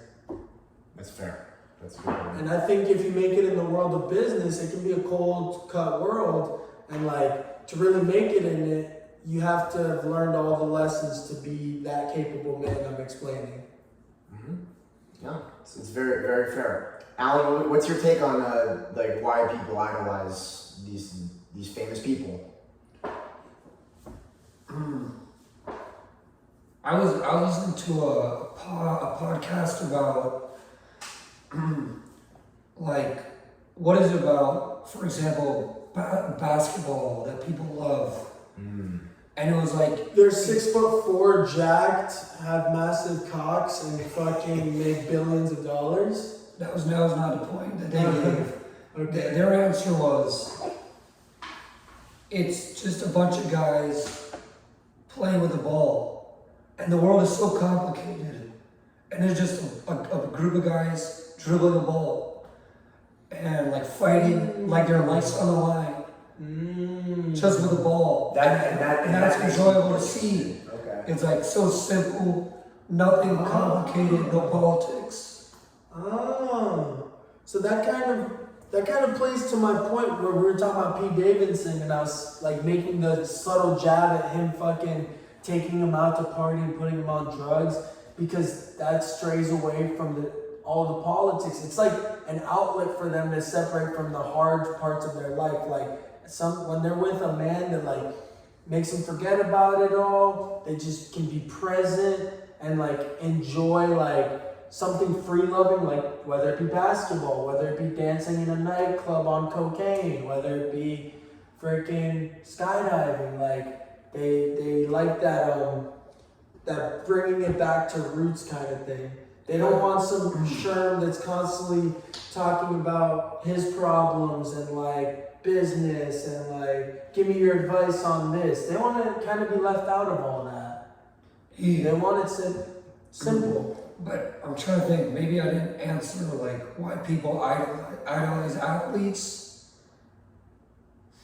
No, you did. You said because, you know, they're just that's why men people love playing ball. sports. They're just men playing ball. I think that's why people love sports, but I mean, it's just I think that's what a lot of people think of as fun. Like, what is fun?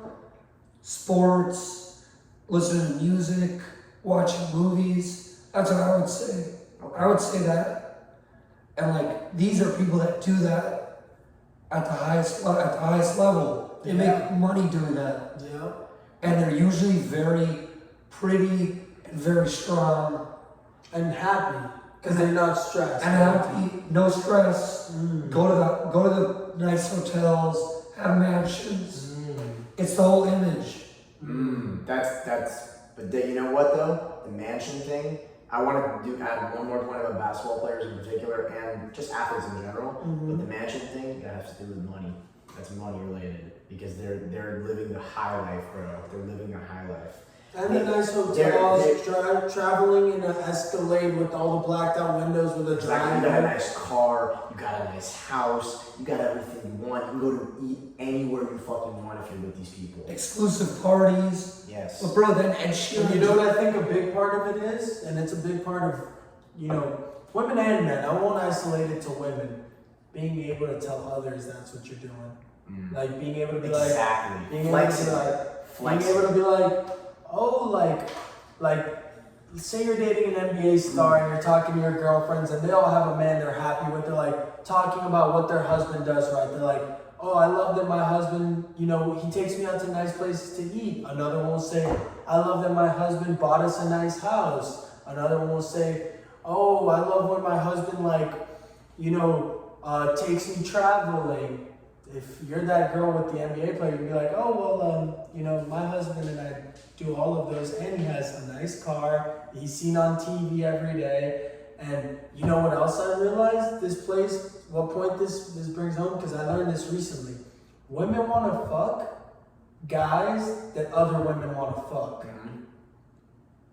So, at the end of the day, first off, make up your mind, women. You want your man to be loyal, or do you want a man that other women want to fuck? That makes sense. That makes sense, bro. I want that apple. But I already have it. No. And I already have it. You It's my want the apple. apple. It's yours. He wants that shit. Yeah. And your parents, I want that shit 5 times It's more. it's as simple as like a chocolate chip cookie. If there's a chocolate chip cookie, we all want that shit. We all want that shit, but only one person's gonna fucking get it. And They being don't get able, ugly. and me being able to be like, hey, that's my cookie. Sucks for you guys, and I can just let it sit there. I know it's mine whenever I want it. Like that feeling of watching you guys want that cookie It's a struggle of life. Yeah, Makes me realize how much I love that cookie. It's the same thing when if you had a little sibling and you're about to get on the PlayStation and you're like, I feel like playing PlayStation. You're like, wait, but I want to play. It's like the whole 4 hours leading up to this you didn't want to play, but now all of a sudden when I want to play, you want to play? Right. But I wanted to drive home this point about the basketball players. There's a lot of these basketball players, namely bring a perfect example of, some of these guys are all about the fancy women. They want to date the famous women in life.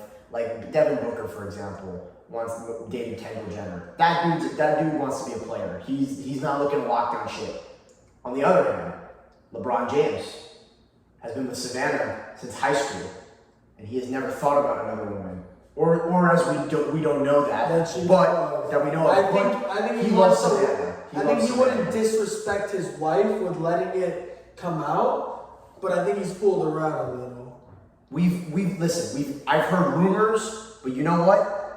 I feel like as if we don't know this personally because we don't know LeBron, but Savannah and LeBron are like this to me. J. Cole, another example. J. Cole and Kendrick Lamar, for that matter, have been with their respective wives for probably, J. Cole's 40 almost, probably since high school. And he is he's been with that woman for a while. That's like a strong-willed woman, in my opinion.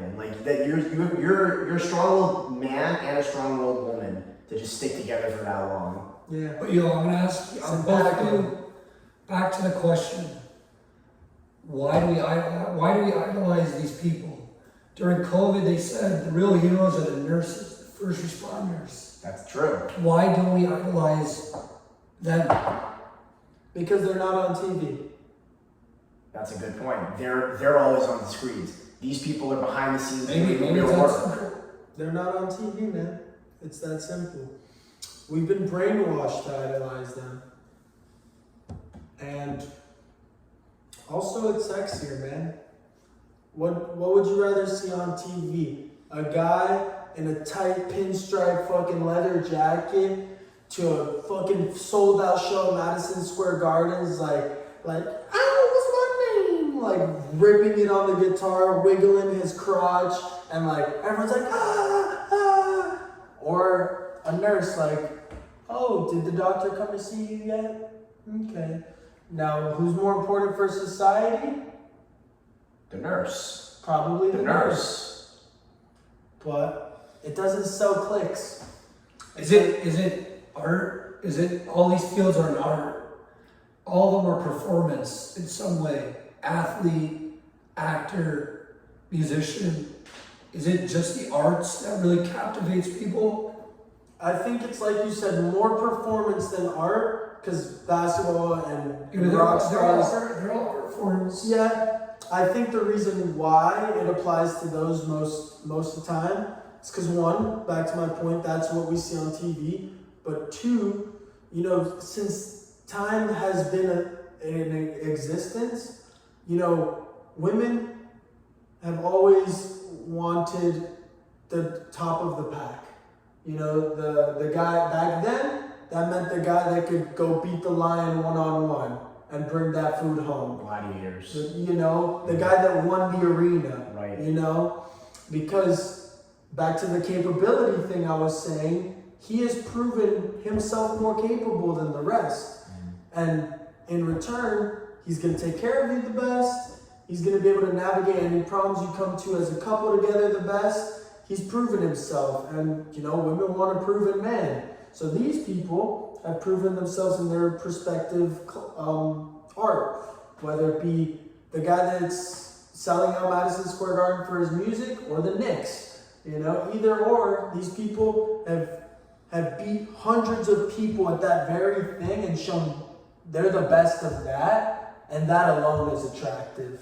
Like I know, Right. Not even in a sexual way. I watched like a guy like Louis C.K. do stand up, and I'm like, this is a guy that's hasn't cheated the work. This dude's done this for 20 years and figured out every nuance to it. And fuck, do I want to be like him? Right. He's saying it's honorable. It's honorable to see someone work so hard, and you're gonna idolize that person because they've worked so hard to get to where they want to be. Mm-hmm. That in that way, you're gonna point at that TV where you're watching that person. You're gonna be like, I want to be like him.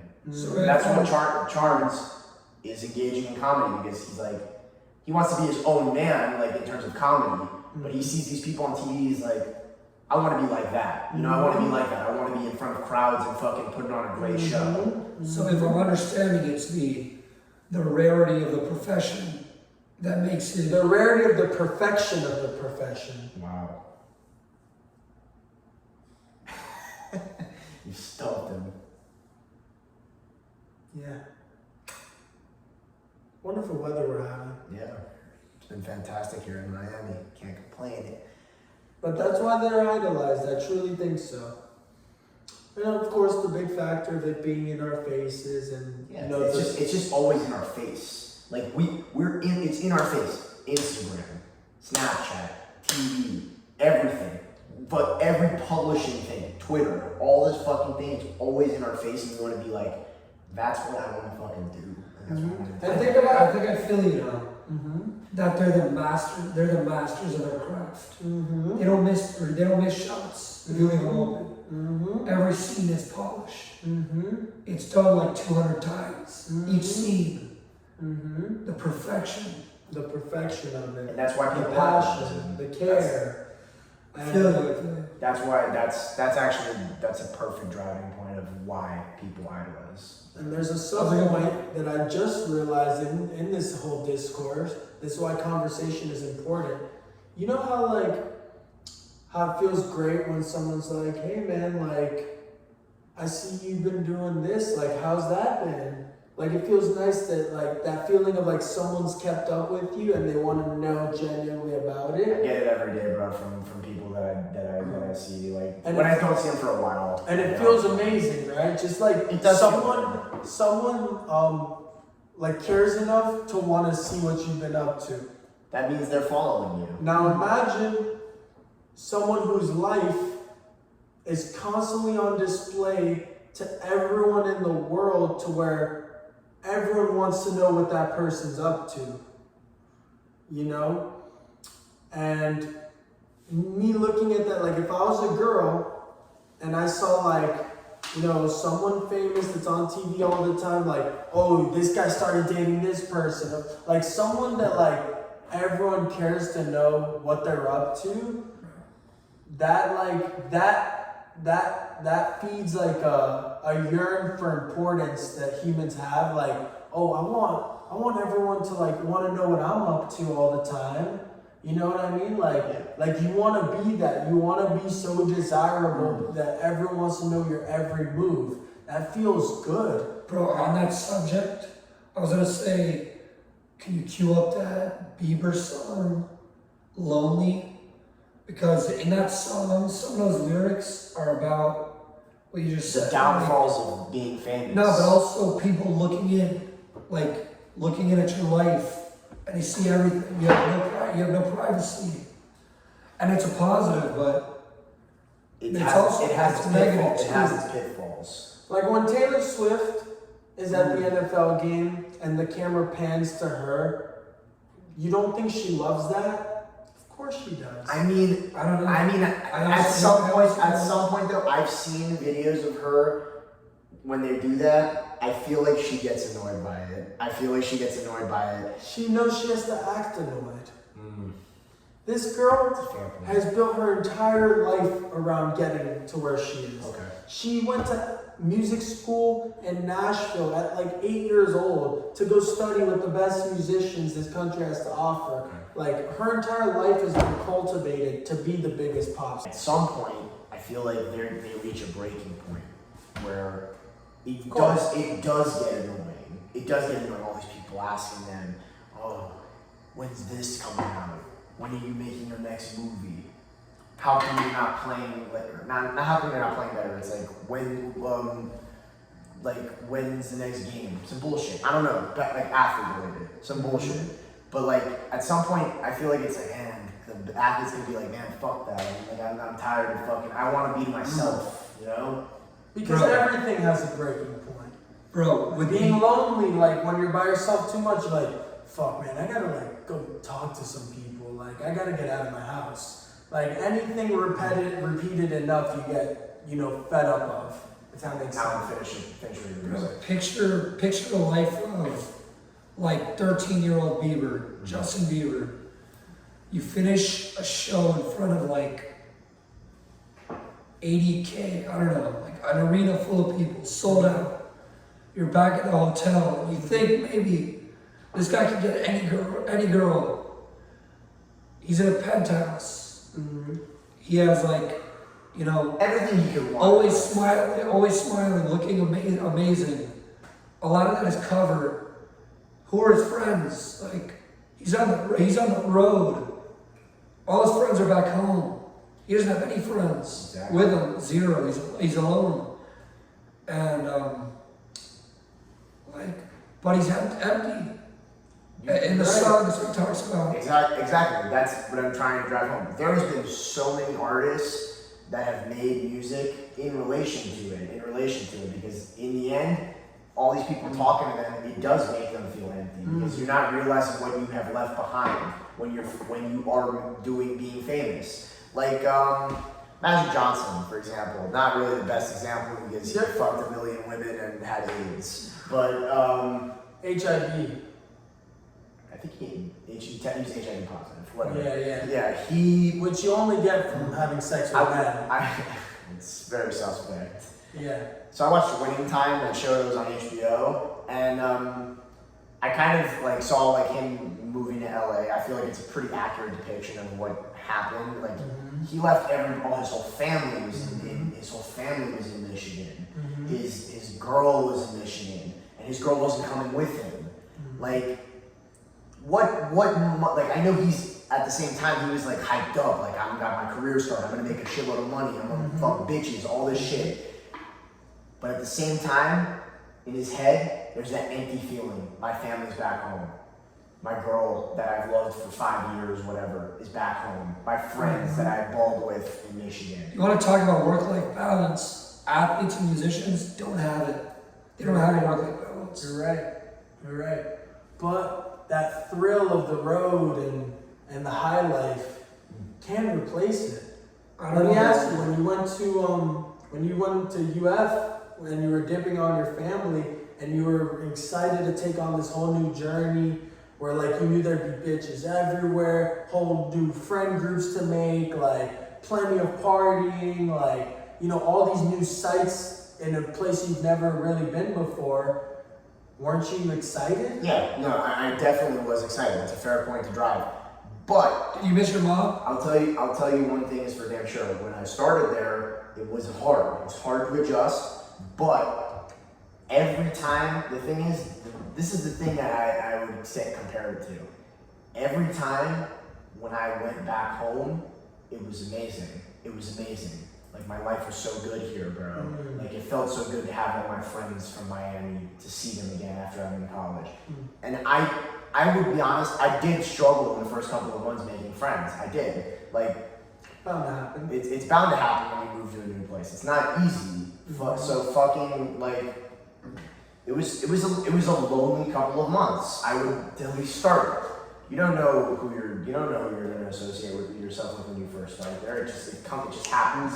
So fucking, yeah, I would say like it did feel good to go back home, and I'm sure it feels good to go back home and revisit your past for athletes.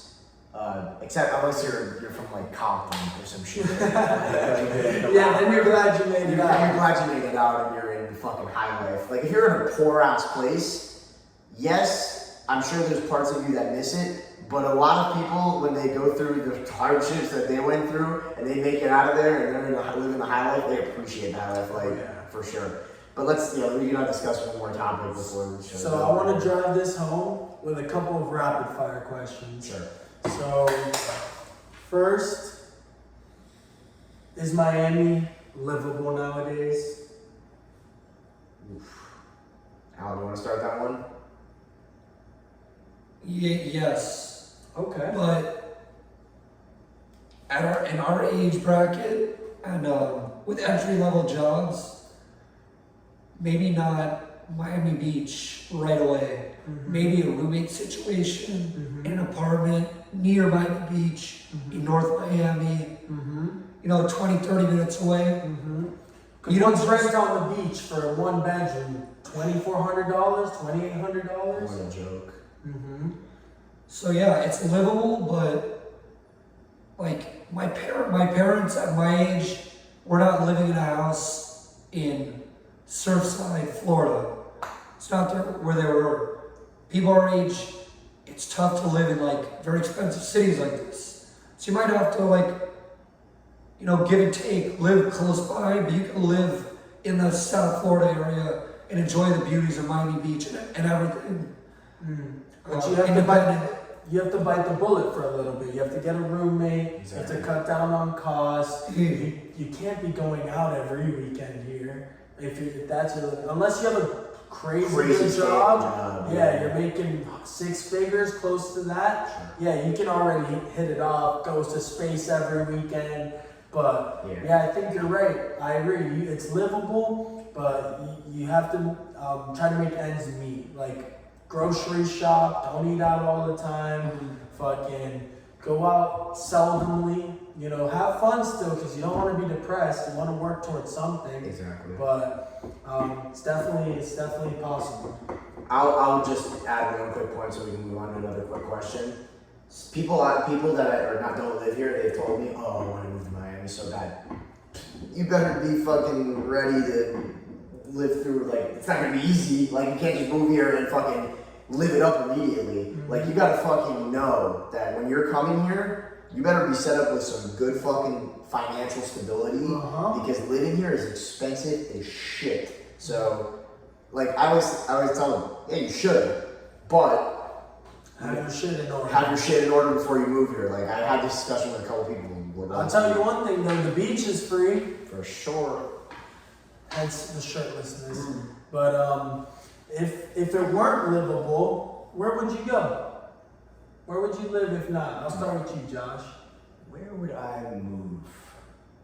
That's a really good question. I don't ever think about that because I fucking love it here. So like I haven't thought that deep into like that. I wouldn't want to move to some crazy metropolitan city like New York or LA because that first You're of gonna all, run into the same problem. it's like the same shit. It's the traffic, the whole city is just like always fucking packed. Everything's expensive. Everything's expensive.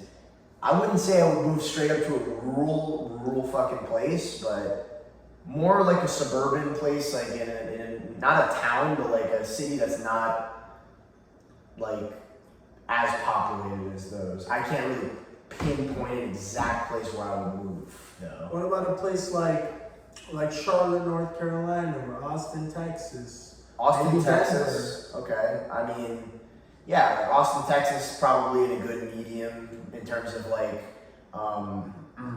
how the population is there, just the whole vibe around the city. I've never been personally, but I've heard very good things about it from someone that I know that does live there, Harrington. You guys know him. Shout out Harrison. But yeah, like that place is, I'm sure, super dope. Like that would be cool. Where would you live if not Miami?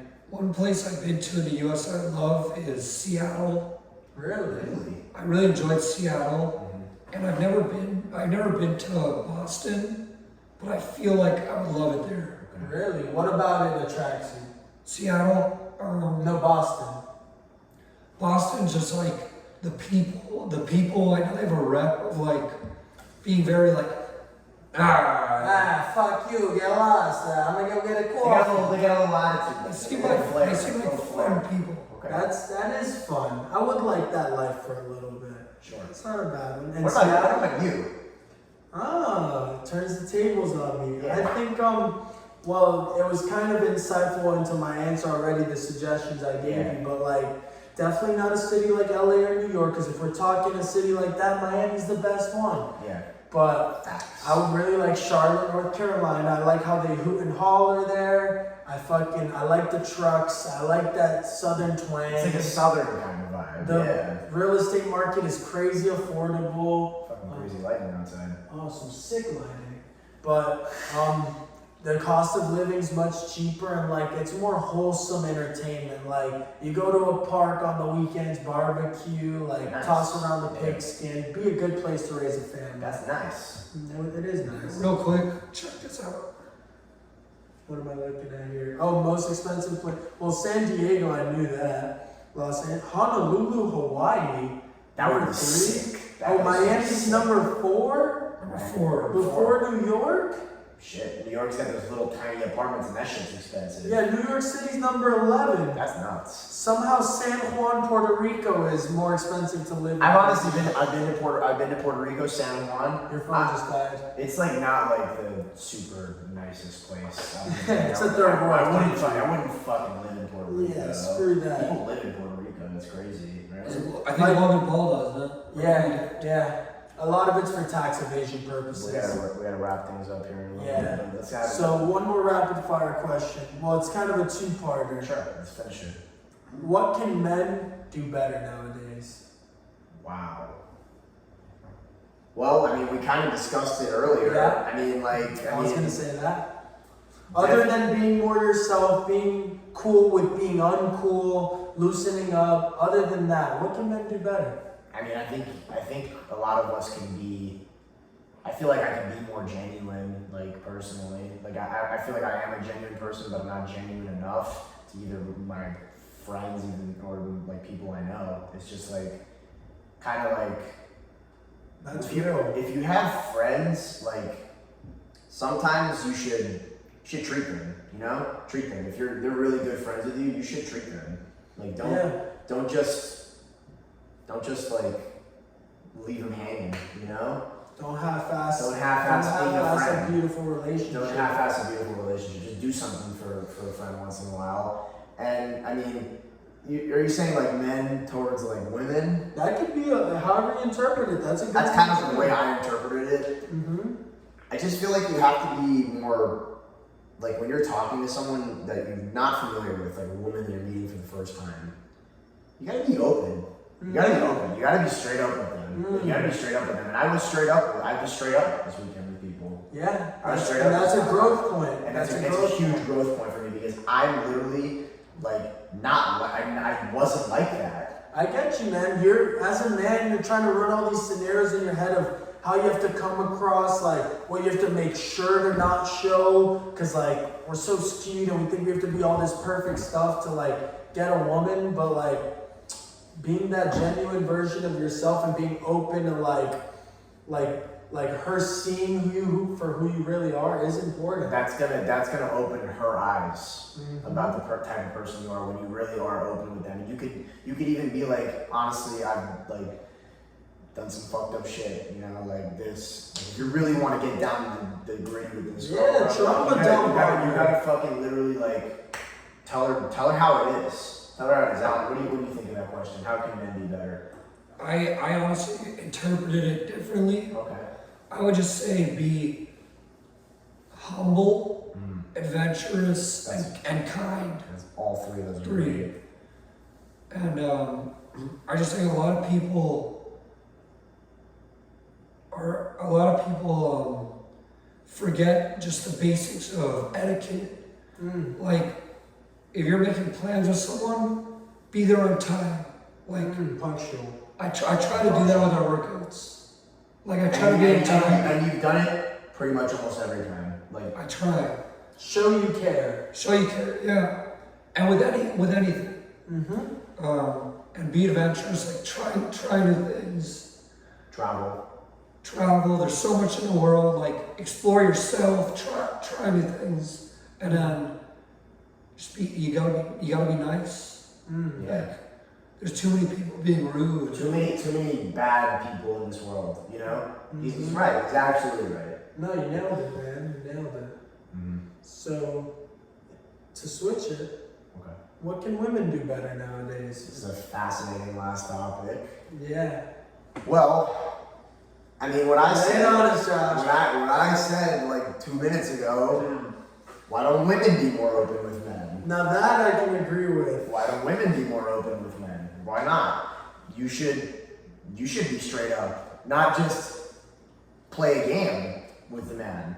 Don't play games. Men This is have all hearts real. too. This is all real. No, that in totality, it will drive the man crazy. Oh It my will God. drive the man crazy. The games played by women will drive the man crazy. You don't gotta tell me twice, brother. Dude, I'm sure the number between us that have been played, the both of us, bro, it's astronomical. It's crazy. And at the end of the day, aren't they only hurting themselves in doing that because it's gonna make all these men jaded, and then they complain. And this isn't even a diss. This is me looking out for them because I genuinely love women and I want them to be happy and find their match. And if you're constantly like jading men's hearts to play into this game as a reciprocation of them thinking they all play games, you're gonna corrupt all these men to be the piece of shit you're all complaining about. That like is a fuck boy, is playing these games, isn't being vulnerable. How do you expect us to be vulnerable whenever we have been? They've taken it, chewed it up, and spit it out. That's gonna scar you. And you're not gonna want to be that same sweet old boy.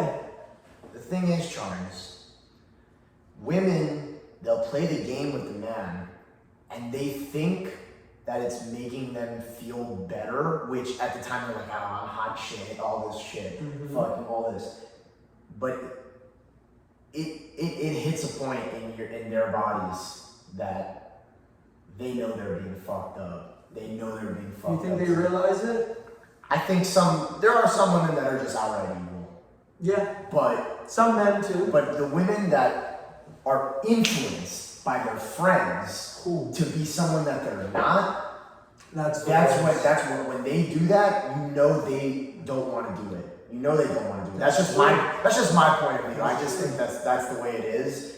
And I'm not even dissing women. I fucking love women Yeah, too. no. As men, don't we constantly stress to each other and other men like needing to surround yourself with a group of men that you can respect and have a good like code of morale and like we tell ourselves all the time we stay around people that are only gonna lift us up, make us better, right? Yeah. And women should just simply seek the same. If you have a gal pal that's bringing you down and has an OnlyFans, then you shouldn't, and that's not who you are really. Exactly. Why are you friends with her? Why? Don't feel like you owe her. I know a lot of these women, and you know it's not their fault because a lot of them are raised to be people pleasers.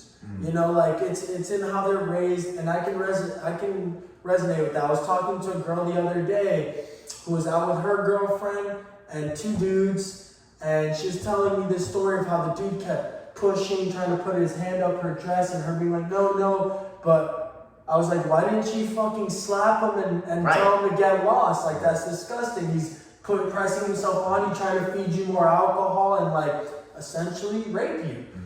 You know, it's not the rape where he's pinning you down and forcing it, but it's the next closest thing. And she's like, I didn't want to kill the vibe. And I was like, wow, that saddens me. That says a lot. That saddens me. So I get like stand up for yourself. Yeah, be ready to cut ties, and I'm applying that same way of thinking, that people pleaser, like I don't want to be the one that messes up the vibe thing, to your girlfriends. Be ready to be like, yo, I'm gonna be honest, girl, you're a fucking whore, and like all this shit you're spewing, I'll never find fulfillment, a happy life, a good family following this path. So for now, I need to cut you off. When you come around too, they might never, but if you do, I'll still be here for you because you know that good person's deep in there somewhere. Right. But don't associate yourself with Hit it on that. the fucking nail. On But that note, I want to fucking get it to this guy on your perspective on how women can be better. I would say it comes down to integrity. Like have standards. Have respect for yourself. I don't smoke cigarettes. I just realized my voice is very fucked. Have integrity, and I will definitely say a big stereotype is like women just follow the money. They're gold. A lot of them are gold diggers. I think I just got my voice back. nice. You know, like, that's not what it's all about. It's not all about the money. Like, be willing to go out and do things that aren't so expensive, like not the fancy restaurants. Just spend time and like, I definitely have an image of like what I want a woman to be. Like, I definitely want my woman to be pretty, you know, not dirt in their nails, like a pretty girl. And I want my girl to like, it'd be nice if she could sing and dance. That's wholesome. But like, everyone has their personality. So just be yourself and like, be true to yourself is really what I would say. That was real. beautiful, bro. Honestly. Well, on that note, peace out, you dirty motherfuckers. Oscar show next week.